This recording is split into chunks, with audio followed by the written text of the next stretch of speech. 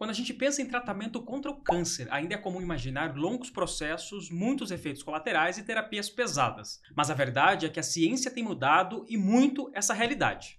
Hoje, já existem terapias personalizadas, diagnósticos mais precisos, inteligência artificial aplicada à medicina e até vacinas em estudo. Olá, eu sou Johnny Mota, jornalista e apresentador, e este é o Aqui por Você, um podcast do Instituto de Oncologia do Paraná. E neste ano, o IOP completa 30 anos de história. 3 décadas dedicadas ao cuidado, à inovação e ao acolhimento de quem enfrenta o câncer. E no episódio de hoje a gente vai falar sobre os avanços que estão transformando o tratamento do câncer, o que já é realidade, o que ainda está em estudo e como isso muda na prática o cuidado com quem enfrenta a doença.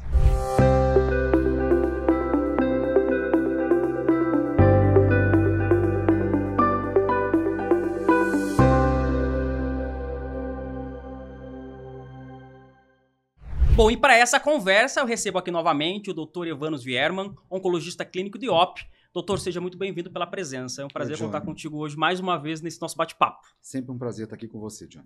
Maravilha. Doutor, para a gente começar, vamos falar um pouquinho a respeito do tratamento do câncer, né? O que tem alterado, o que tem mudado nos últimos anos, né? O que realmente está diferente das últimas vezes que a gente falou sobre tratamento de câncer? O tratamento do câncer, ele sempre teve pilar em 3 estruturas gerais, que sempre foi a quimioterapia, que é aquela quimioterapia, vamos falar aquela quimioterapia clássica, aquela que cai cabelo, que dá enjoo, que causa mal-estar. Então, ou seja, vamos pensar aquela de anos atrás e que realmente nos acompanha ainda, lógico, a despeito dos avanços nas terapias de suporte, né? Para enjoo, para queda de cabelo, para tudo a gente tem hoje uma boa terapia de suporte. O outro pilar é a cirurgia ainda continua sendo um pilar extremamente importante do tratamento e ele hoje também avança a passos largos. Você vê hoje a terapia com robótica, você vê hoje a terapia laparoscópica, então você vê hoje avanços incríveis também no campo da cirurgia.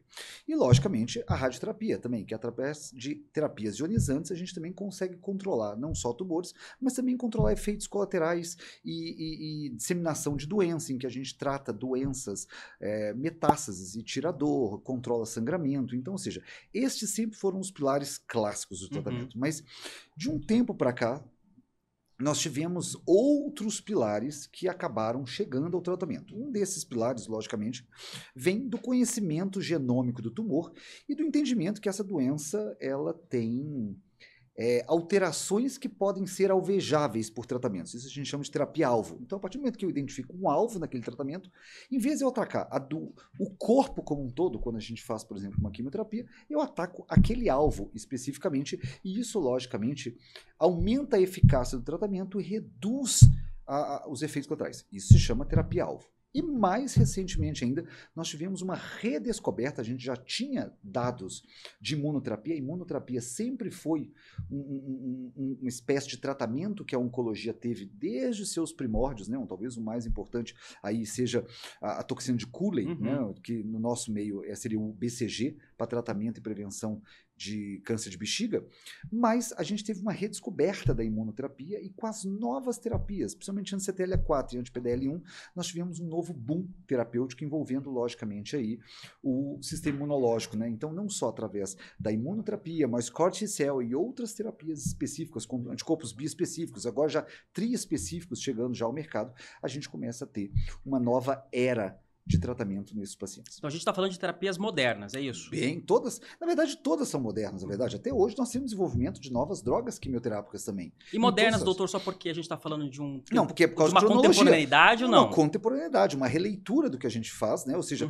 desde o conhecimento que a gente teve terapia-alvo, com o conhecimento da genômica, a gente cada vez descobre mais novos alvos terapêuticos na oncologia ou nos tumores em geral. Inclusive, alguns deles, e talvez a parte mais importante, que realmente de um tempo para cá mudou a oncologia também, foi o acontecimento de que nós descobrimos que alguns alvos terapêuticos, inclusive, são agnósticos, ou seja, eles independem de onde essa doença nasce, ou seja, não importa onde esteja essa doença, se eu tenho esse alvo terapêutico, aquele tratamento vai funcionar maravilhosamente bem para aquela doença. E isso muda o conceito da gente ter que tratar câncer de bexiga, câncer de pulmão, câncer de mama, ou seja, quem Bem tem o alvo interessante. vai responder. Então, essa é uma parte muito importante também. Muito bacana. E a respeito da inteligência artificial na oncologia, né? A gente tem observado um avanço exponencial, né, do uso de inteligência artificial em várias abordagens da medicina. Quando a gente olha para a oncologia, efetivamente falando, o que tem de novo, o que tem de alteração relacionado a isso, de utilização da própria inteligência artificial no tratamento oncológico, no diagnóstico? A inteligência artificial, ela na verdade já está acontecendo já há algum tempo e logicamente ela teve está florescendo mais agora, mas a gente entende que ela está até em áreas pré-analíticas do tratamento. Hoje, a escolha de um tratamento, se ele vai seguir para frente ou vai seguir ou não vai seguir, ele é feito a partir de uma inteligência artificial. O desenvolvimento de novos medicamentos, ele acontece a partir de uma inteligência artificial também, ou seja, você sabe o alvo, você estuda aquele alvo, você cria uma molécula para aquilo com a ajuda de inteligência artificial e faz moléculas cada vez mais dirigíveis ou mais direcionáveis para aquele alvo. Tudo isso a partir de grupos de inteligência artificial. A partir do momento que a gente passa para a parte clínica, por exemplo, a inteligência artificial hoje, ela ajuda muito, por exemplo, já tem dados hoje de programas de inteligência artificial que conseguem identificar o câncer de mama numa mamografia anos antes de uma mamografia normal conseguir identificá-la. Então, a inteligência artificial consegue otimizar o efeito de propedêuticas. Essa própria inteligência artificial também permitiu que uma robótica pudesse se instalar e com a qual a gente pudesse ter melhores resultados na cirurgia, por exemplo. Essa abordagem é muito bacana. Até ia te perguntar, a gente está falando de inteligência artificial, estamos falando especificamente de tecnologia? Nós estamos falando de tecnologia e abordagem de inteligência artificial dentro do contexto do câncer. Então, eu vou desde a parte de criação de medicamentos, a cirurgia, a parte de desenvolvimento de identificação de marcadores, tá certo? Então, ou seja, a inteligência artificial, ela entra em tudo, ela entra inclusive em como um cliente, por exemplo, vai associar um algoritmo para marcar a consulta com um médico. Isso é possível, então, fazer? Claro, não entenda, a inteligência artificial, ela hoje está em tudo. Nós temos hoje programas, aplicativos que podem acompanhar um paciente, identificar a aderência desse paciente, se ele está acompanhando, ligar para esse paciente, ele aciona o aplicativo se ele não estiver bem, e isso já aciona um navegador que pode estar fazendo. Então, tudo isso já faz parte da nossa rotina já como um todo. Então, a inteligência ela já está inclusa em vários dos processos dos quais nós hoje convivemos habitualmente, às vezes nem identificamos que estão associados. Então, além de eu ter um uso da inteligência artificial voltada como um aparato do próprio médico, do próprio do oncologista, ainda assim, o paciente também se beneficia disso de alguma forma. Com certeza. Por exemplo, hoje nós já temos pacientes que já chegam no consultório já tendo analisado antes, já tendo perguntado antes por uma inteligência artificial o que está acontecendo. Claro que a gente ainda tem poucos filtros no geral e às vezes a pergunta pode não ser a mais adequada, né? Mas nós já temos pacientes que já chegam hoje já tendo avaliado seus casos, já tendo perguntado para um ChatGPT se aquilo é bom, se aquilo é ruim. Não, entenda, mais uma vez, eu ainda acho que a gente ainda precisa do profissional para poder filtrar isso. Porque o que acontece? Quando você tem uma inteligência artificial, ela acumula toda aquela informação e a interpretação pode não ser a interpretação mais adequada ainda num cenário como um todo. Então, um profissional ainda consegue guiar esse processo como um todo. Mas eu repito, os pacientes hoje às vezes chegam já com todas as informações, já sabendo sobre a sua doença, já sabendo sobre o seu diagnóstico, né? Então, assim, não é uma coisa tão longe da realidade. Quando você entra no Google hoje, você já tem uma inteligência artificial te guiando frente àquilo. Então, muitos dos navegadores que nós usamos hoje atualmente já estão totalmente embasados em inteligência artificial. E esse uso precisa ser consciente ou não? Todo uso tem que ser consciente. Não significa que esse uso será racional, será otimizado. Claro, a função da inteligência artificial seria justamente essa, mas nós tivemos dados hoje interessantes informando que na China, por exemplo, já tem hospitais todos funcionando a partir de inteligência artificial. Ou seja, eles têm um programa piloto de hospital com vários leitos, com diagnóstico, cirurgia e tratamento, todo baseado em inteligência artificial. E essa mesma inteligência artificial também ajuda o médico a interpretar dados também, a né, a fundir dados, Sim, perfeito. interpretá-los de uma maneira melhor, até para ajudar o paciente. Então, muitos desses dados hoje podem ser interpretados com a ajuda de uma inteligência artificial, que nos ajuda. Há um bom tempo atrás, foram feitos testes de inteligência artificial para tentar identificar se eles seriam melhor, vamos falar assim, nos primórdios do que seria, né? Naquela época era o IBM Watson, por exemplo, e eles tentaram identificar se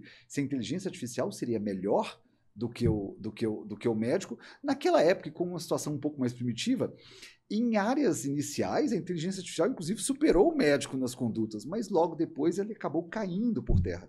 Mas, por exemplo, hoje, quando a gente vai falar sobre efeitos de repetição, como, por exemplo, patologia, radiologia, nós temos hoje dados impressionantes. Nós temos ferramentas hoje como o Artera AI, em que você tira uma foto da lâmina, encaminha essa foto para os Estados Unidos e ela te devolve um resultado de como que o paciente vai responder ao tratamento ou não vai responder ao tratamento com uma sensibilidade absoluta, baseada apenas numa foto que você tira da lâmina de patologia. Isso é incrível, esse é um dado que vai revolucionar do ponto de vista prognóstico, a maneira como eu posso poupar tratamentos ou ser mais agressivo no tratamento com o paciente, tirando uma foto de uma lâmina. É incrível. Eu acho até importante perguntar, né, porque mesmo não estando no nosso roteiro, mas a área da saúde é uma das áreas que tem se beneficiado muito com a tecnologia, com a inteligência artificial, né, isso de forma geral, né, doutor?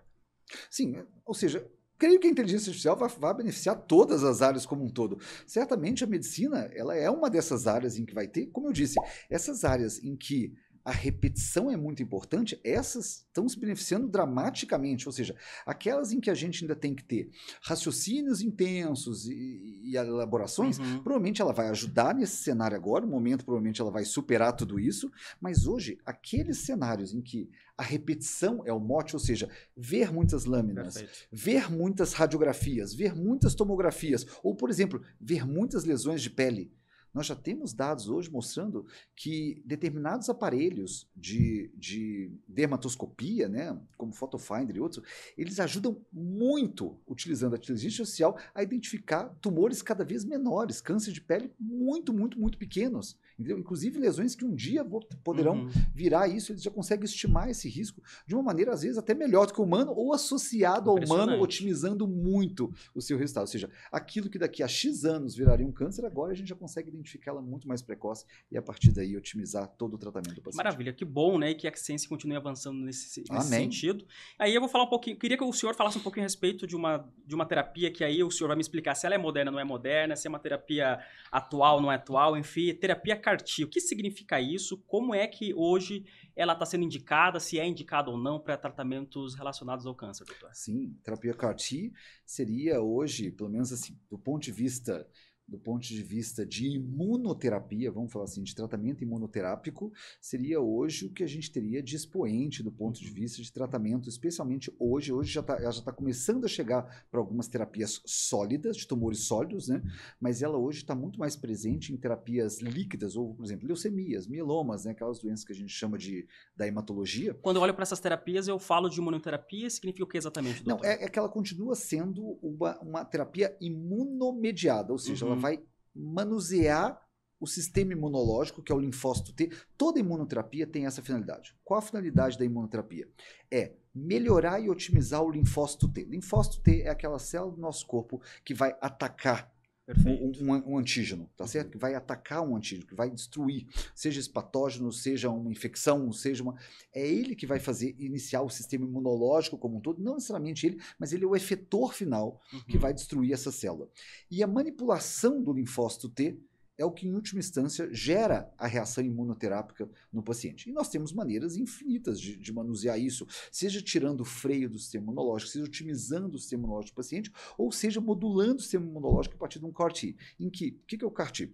Ele é um receptor quimerizado, ou seja, um linfócito T, em que ele é moldado a partir de engenharia reversa a um a um receptor de células B que vai identificar um tumor. Então, ou seja, eu faço como se fosse um cavalo de Troia. Eu vou direto naquele tumor e destruo ele a partir do momento que eu otimizo o reconhecimento desse linfócito T no paciente. Então, é como se eu fizesse uma terapia muito mais dirigida e muito mais eficaz, mostrando um sistema imunológico onde ele tem que atacar. Então, esse é um resultado muito importante. Agora, é uma terapia ainda bastante tóxica, porque ela envolve literalmente a confecção de um transplante medula óssea antes, né? Ou seja, vai fazer toda uma configuração de transplante medula, você vai inativar o sistema imunológico para você colocar um CAR-T nesse paciente. Então ela provavelmente não é indicada para todos os pacientes. Nem tem um todo estudo... paciente, sim, nem todo paciente tolera um CAR-T também, né?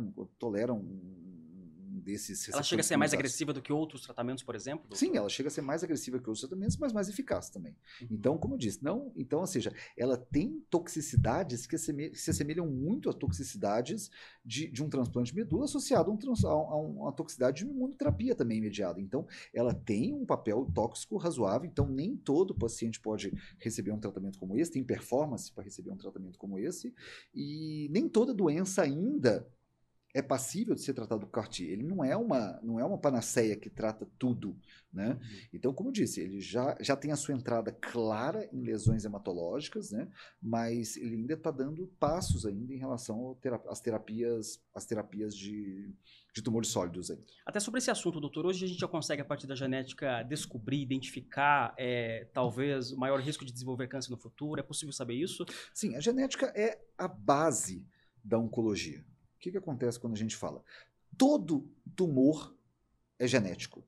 Nem todo tumor é hereditário. São duas coisas que a gente tem que entender muito bem. Ou seja, todo tumor nasce de uma perversão, de uma anomalia genética da pessoa. A pessoa já pode ter essa anomalia hereditária, que ela recebeu de pai ou mãe, né?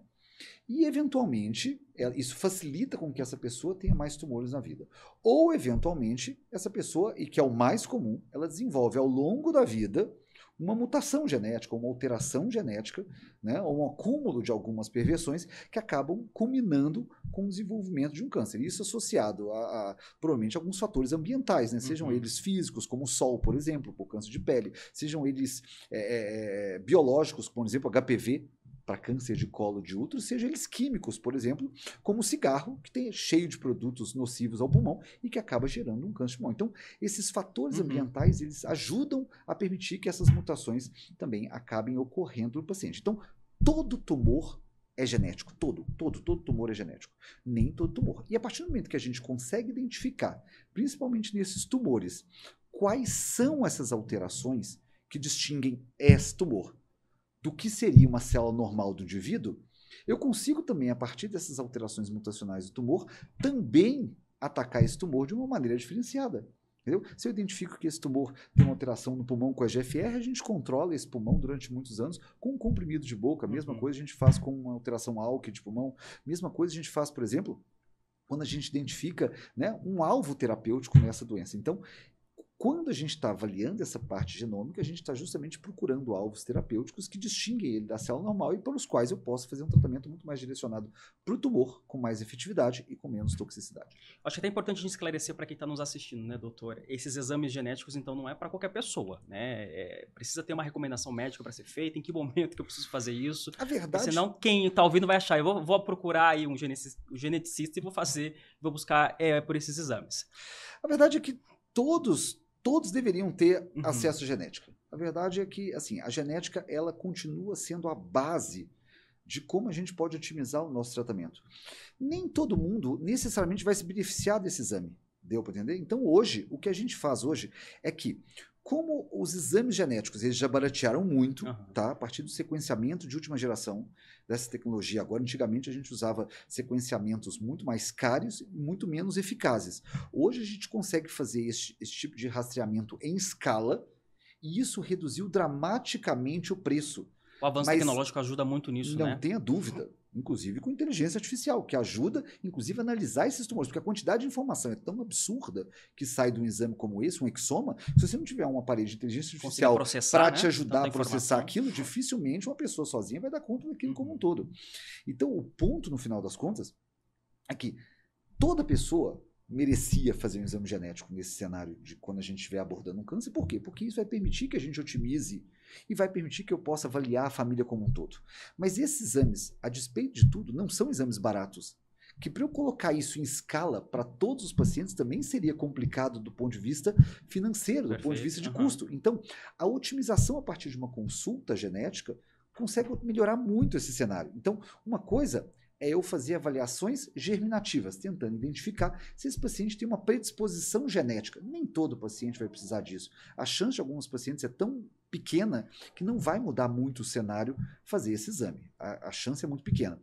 Mas a avaliação genômica desses tumores para identificação de alvos terapêuticos, essa tem que ser estimulada sempre, porque sempre a gente vai estar identificando novos alvos terapêuticos e a partir daí poder fazer tratamentos mais direcionados para esse paciente. Então, que a gente chama de avaliação somática, que é a avaliação do tumor. Nós temos a avaliação da pessoa, do gene do paciente, e nós temos a identificação do gene do tumor. Quanto mais informações o gene do tumor me der, melhor eu vou poder tratar esse paciente. O que não significa que eu tenho que fazer exames germinativos para todos os pacientes, porque a gente já estabeleceu que a maior parte desses tumores vem de alterações esporádicas, ou seja, não é herdado, não é hereditário. Hereditário é a menor muito parte. Importante, inclusive, né? 5% dos pacientes, talvez um pouco mais do que isso, são hereditários. Tá? Todo o resto é ou familiar, ou seja, é um existe percentual uma bem tendência, baixo, considerando, é um percentual né, bem baixo. diagnósticos, por exemplo, no Brasil, quantidade, né? Com certeza. Esse número tende a ser maior em populações muito específicas, como, por exemplo, judeus, que têm um casamento maior, né, dentro da própria comunidade. Isso acaba deixando os genes mais seletivos, mais enriquecidos naquela população, seja para o bem, seja para o mal também, vamos falar Sim, assim. Perfeito. Tá certo? Então, algumas populações têm uma tendência a terem mais tumores nesse cenário, e logicamente a própria história de família, quando você vai identificar, você consegue interpretar se tem uma tendência muito grande à hereditariedade ou um componente familiar, que é aquele que você percebe que pode ter um componente genético, mas a gente não consegue achar ainda em exons, que é o que a gente hoje avalia de forma mais adequada a lesão. Pode ser epigenômica ou eventualmente outras alterações agregadas ao DNA e as quais a gente hoje no mercado não tem acesso a essas informações de uma maneira tão clara quando a gente vai fazer essas avaliações. Mas a gente tem acesso a avaliações que são dedicadas para cada tumor, ou seja, a gente sabe quais são os genes mais comuns de gerar aquela doença, então a gente acaba seguindo por aquele caminho e tem muito mais chance, né, ou seja, de fazer um exame custo-efetivo. Perfeito. Muito paciente. Interessante a fala, e não tem como falar de inovação, tecnologia e tratamento contra o câncer sem falar de vacina, doutor. Como é que nós estamos em relação a isso? É uma realidade?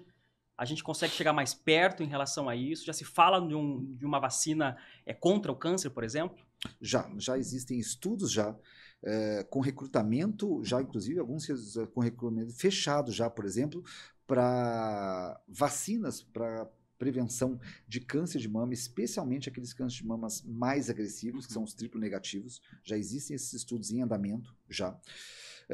Logicamente, a vacina pela qual a gente ainda tem no mercado e que certamente é muito mais importante do que tratar a doença é prevenir. Então, por exemplo, a vacina do HPV, por exemplo, né? Essa já está no nosso meio. A gente tem que estar sempre instigando e garantindo que tanto meninas quanto meninos recebam precocemente, principalmente antes do início da atividade sexual ativa, porque isso efetivamente reduz o risco tanto de câncer de pênis, quanto câncer oral, quanto câncer, né, de colo de útero. E cabe lembrar que é uma vacina disponível no SUS gratuitamente, né? É importante enfatizar. No SUS. Não tenha dúvida disso. Então, é uma vacina disponível no SUS e que certamente muda a história natural das coisas. Então, ou seja, a gente tem que estar vendo lá atrás. E mais recentemente a gente teve na mídia um certo burburinho a respeito da Rússia, identificando inclusive terapias para tratamentos personalizados com vacinas de RNA mensageiro, apesar de que o estudo ainda não foi publicado, então isso deixa a comunidade um pouquinho ainda receosa de qual seja essa informação como um todo, mas já tem até um burburinho sobre isso já.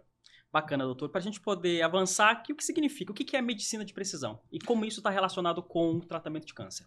A medicina de precisão é quando a gente usa de toda essa informação, que vai desde a utilização de inteligência artificial, especialmente na identificação de alvos terapêuticos que me permitam fazer tratamentos direcionados para a doença e não para o paciente como assim.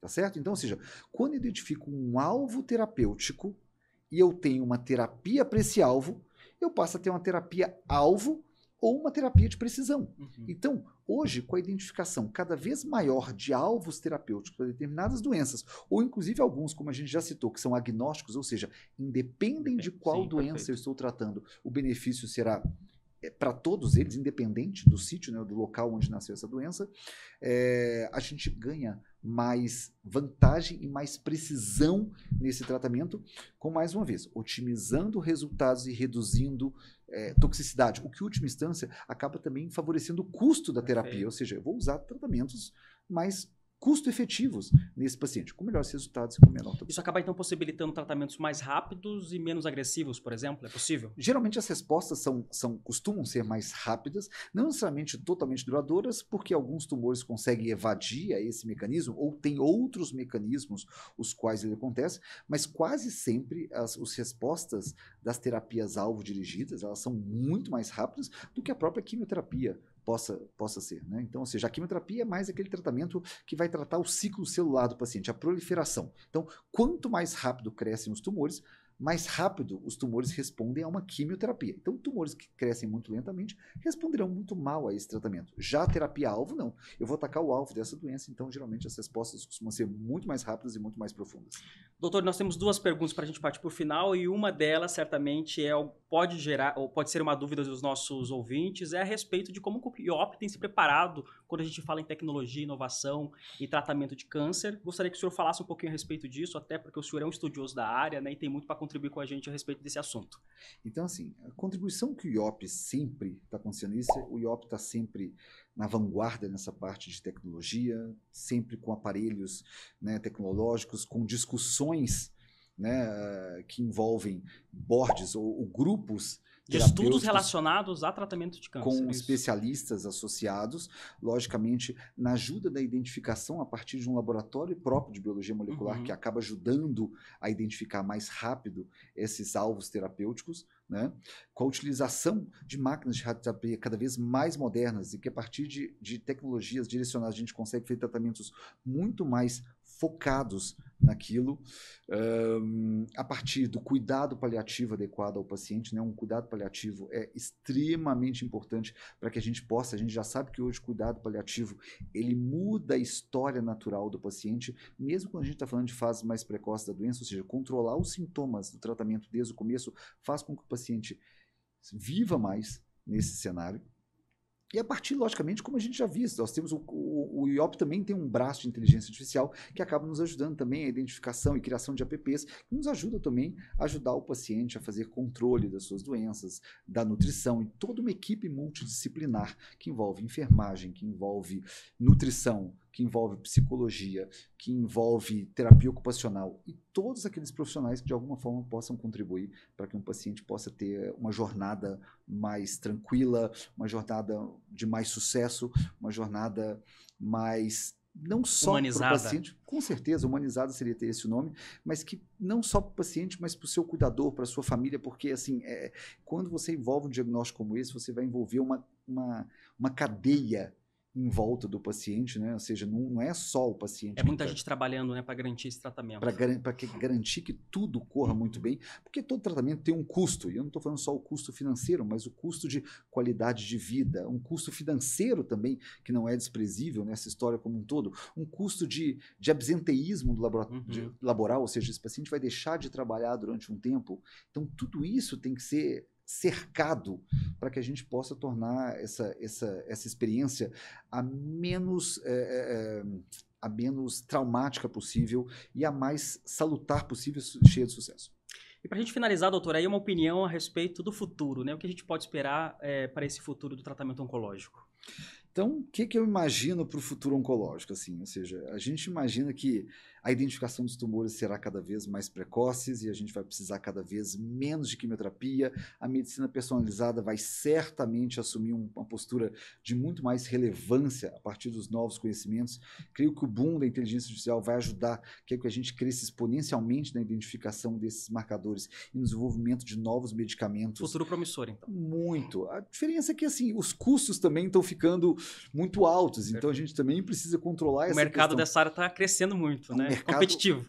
É um mercado muito difícil do ponto de vista financeiro. Então, logicamente, todo cuidado e todo zelo na identificação desse recurso financeiro e na utilização racional, né, de todos esses recursos para que a gente possa otimizar todos eles. Então, daí vem a importância do que a gente chama de medicina de precisão, ou seja, quanto mais preciso você for, quão mais eficaz você será, quão menos custoso será para o paciente e para o sistema como um todo. Então, o futuro ele vai estar muito direcionado para essa parte tecnológica e hoje a gente vê esse acesso na área privada ou suplementar acontecendo de uma forma muito rápida, mas infelizmente a gente não consegue identificar ainda no sistema público de saúde o que ainda passa a ser um abismo entre esses dois sistemas e a gente precisa também trabalhar para que todos eles recebam de forma equânime essas benesses. Doutor, é sempre um prazer falar com você, é um aprendizado contínuo. Muito obrigado pela presença em mais um episódio. Sempre um prazer estar contigo aqui. Até breve. Tchau, tchau. Tchau, tchau. Bom, se tem uma coisa que esse episódio mostrou é que a ciência vem mudando a forma como a gente enfrenta o câncer e mudando para melhor. Hoje, falar em cura, qualidade de vida e prevenção deixou de ser um sonho distante, e isso é o resultado de pesquisa, tecnologia e principalmente cuidado. Se esse episódio te ajudou a entender mais sobre o tema, compartilha com quem precisa, porque falar sobre saúde é um ato de carinho e amor. Acompanhe o Aqui Por Você na sua plataforma preferida e em nossas redes sociais. A cada episódio, a gente te convida a enxergar o cuidado de um jeito mais humano, acessível e acolhedor. E não esqueça de curtir e compartilhar este conteúdo. É muito importante que você deixe o like na plataforma que está ouvindo ou assistindo. Seu apoio faz com que esse conteúdo chegue a mais pessoas e leve informações valiosas a quem precisa. A gente se encontra no próximo episódio e lembre-se, o cuidado começa com a informação e acima de tudo, a gente está aqui por você. Tchau!